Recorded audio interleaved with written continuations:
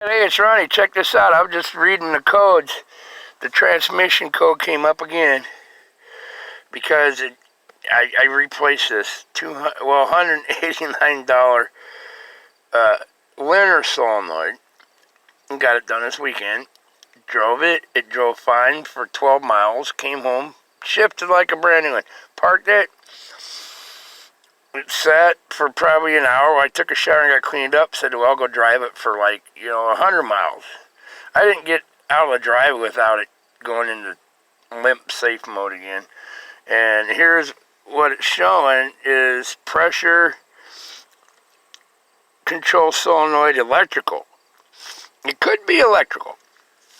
It could be electrical wiring fault that's bad somewhere in the harness, and it's not getting a signal to that solenoid.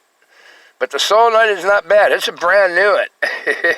And probably the other wasn't bad either. Either it's electrical wiring fault or the transmission control module is going wonky. But I don't know for sure. Because it'll throw a code. I know enough from working on tractors and stuff. Flies are everywhere because there's animals up the hill. Stupid horses suck. It'll throw a code about the pressure control solenoid system because the computer will think it's not adjusting correctly, even if it is trying to adjust. But if you have an O-ring split or rolled over in a clutch pack, it's letting the pressure out, and that means it's not getting up to pressure it's supposed to be. And the computer senses that. It'll say it's that frickin' solenoid. If you got a busted $5 O-ring, that'll cost $1,500 to replace it. It'll throw a code like that says it's not. It just recognizes it doesn't have enough pressure. It ain't hitting the pressure it's supposed to, so it goes into safe mode. But the other one I did get that didn't show up this time yesterday is third gear ratio incorrect. So that's why I'm thinking the computer itself is catching when it goes from second to third electronically, and it's still controlling it. There's some slip in that 3/4 clutch because there's not enough pressure. So then the RPM of the engine, it's all programmed in. The RPM of the engine should match up with that gear shift, and it's not. And I'm sure the RPM of the transmission and the front wheels is slower than the RPM engine when it shifts than what it should be, which means there's a puffed frickin' O-ring, like $6 O-ring in the clutch pack. Hey, but I can't complain. 482,000 miles. I ain't gonna complain about it. But I have a thing, but I need to do some more snooping and do some checking. I can find a used transmission that was a factory redone because of recall. Gave them a new one at like 35,000 mile transmission. Or I can find 120,000 mile ones everywhere for about $250, $300. But to get it shipped to me, it'll cost me another $150, but it's $500.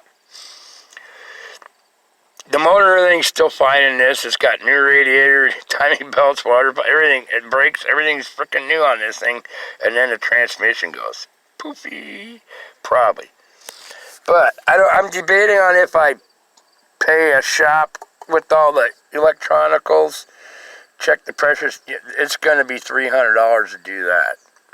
But if it's just electronical and a bad wire, I wouldn't have to spend $500 for a transmission and pull it. I'm between a rock and a hard place.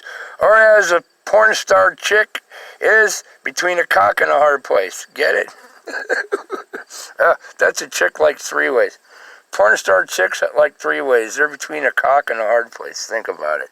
It's an adult channel. It's a joke. Give me a break. Where'd my lighter go? Uh-oh.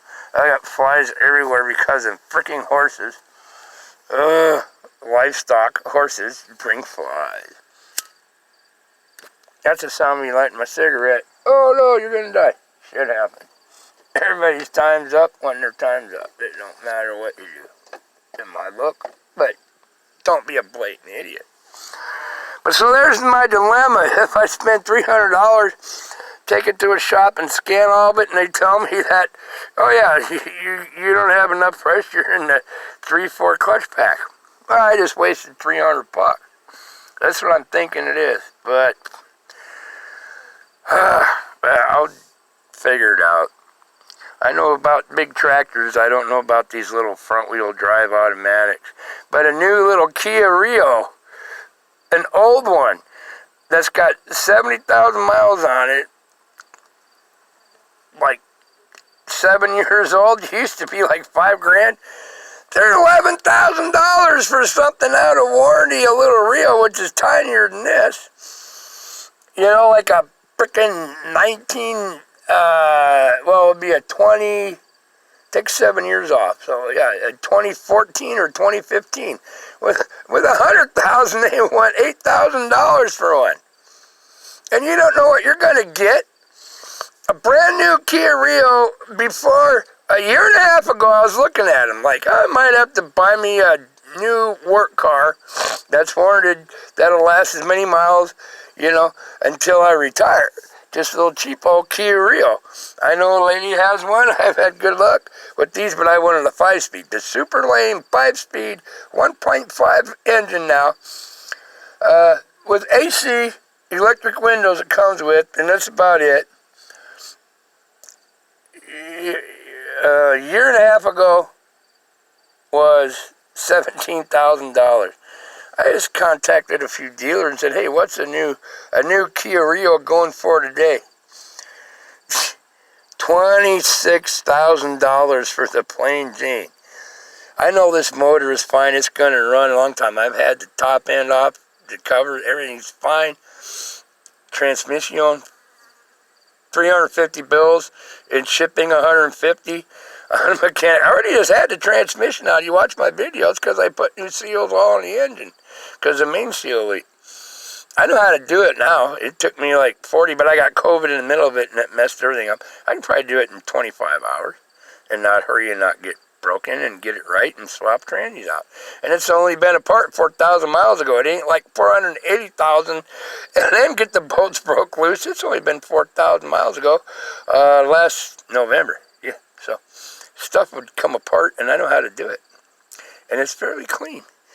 So I'm debating, but you know, I was thinking about getting a Range Racer going. I got too much more time and labor work into that to get it all going again, then just replacing the transmission here with a good used one. So, but I'm still debating on paying a transmission shop $350 just to tell me the transmission has a fucking O-ring blown out, which I'm thinking.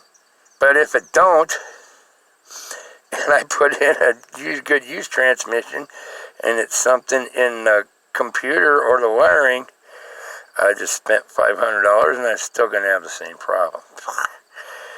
Oh, I wish I had $60,000 to spend on diagnostic equipment like scanners and,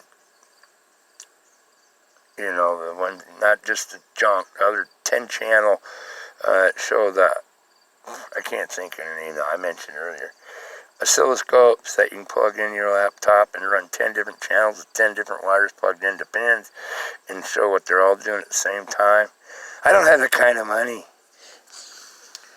So, but yeah, there's my dilemma. If you know anybody that's a transmission guy, anybody see this video, if you're a transmission guy from the late 90s that knows these automatic front-wheel drives and the codes they throw, I said they were the same.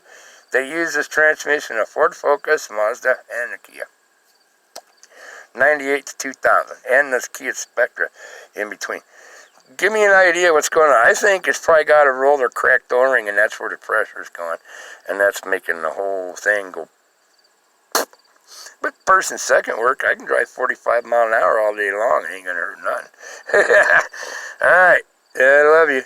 Take care. But yeah, there's my dilemma. Always something. Peace. Love. Have a heart. Have a heart. I'll be back. God and the angels let me. Take care. Don't let nothing piss you off. You can't change it. You just got to deal with it. I will be back. Ciao.